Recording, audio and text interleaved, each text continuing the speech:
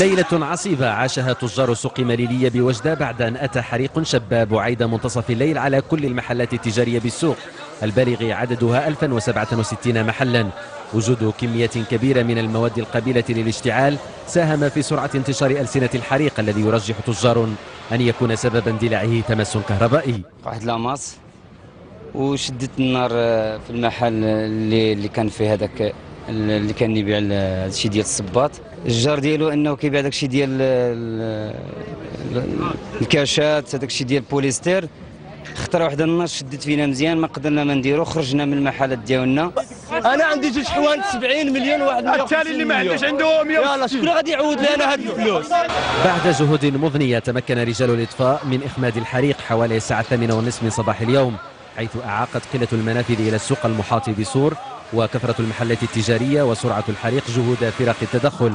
الحريق وان لم يخلف ضحايا في الارواح فانه تسبب في خسائر ماديه جسيمه. لو كانت دخلت الجهه المسؤوله في اللحظه المناسبه ما يوقعش هذا الشيء كاع اللي كان هذه الماده الخسائر الخسريه. بالنسبه للمبالغ الماليه كيتفاوق واحد العدد لا يعد ولا يحصى.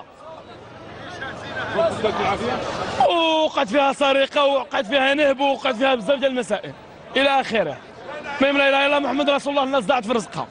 سوق مليلية القريب من ساحة سيدي عبد الوهاب وسط المدينة تحول إلى أثر بعد عين بسبب هذا الحريق الذي التهم كل المحلات التجارية المتخصصة في بيع الملابس والأغطية والتجهيزات المنزلية والإلكترونية. للتذكير فقد تم فتح تحقيق لتحديد أسباب وملابسة هذا الحريق المهول.